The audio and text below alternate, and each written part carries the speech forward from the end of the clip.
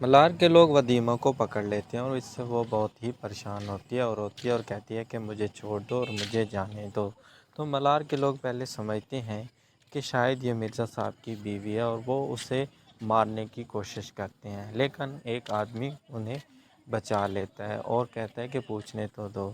پھر ودیمہ کو جب وہ ڈراتے ہیں دھمکاتے ہیں تو ودیمہ روتے ہوئے بتاتی ہے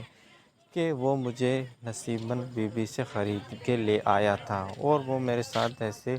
ناجائز تعلقات رکھنا چاہتا تھا اور مجھے قیدی بنا کے رکھا ہوا تھا۔ تو اس پر جب وہ ساری بات ملال کو بتاتے ہیں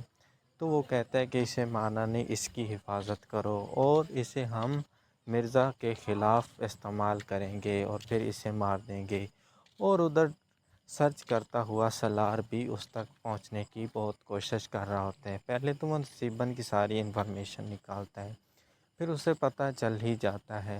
لیکن جب وہ مرزا صاحب کے فارم ہاؤس پہ جاتا ہے تو اسے وہاں پتہ چلتا ہے کہ یہاں کچھ دن پہلے حملہ ہوا تھا اور اب یہاں کچھ بھی نہیں ہے۔ تو وہ سرچ کرنے کی کوشش کرتا ہے کہ آخر یہاں پہ کیا ہوا،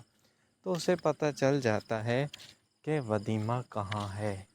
وہ ہاسپٹل تک پہنچتا ہے اور مرزا سے کہتا ہے کہ میری بیوی کہاں پر ہے، تو مرزا کہتا ہے کہ میں نہیں جانتا کہ وہ کہاں ہے، اور وہ اپنے آدمیوں کو کہتا ہے کہ اس لڑکے کو پکڑ کر مار دو، لیکن سالار ان کے تو ہاتھ آنے والا نہیں ہوتا۔ ایک بار تو اسے پکڑ کے مارتے ہیں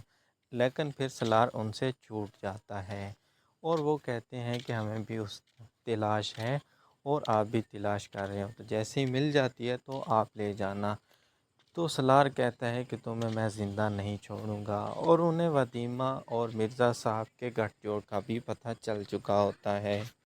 اب سالار سرچ کرتے ہوئے ملار تک پہنچتا ہے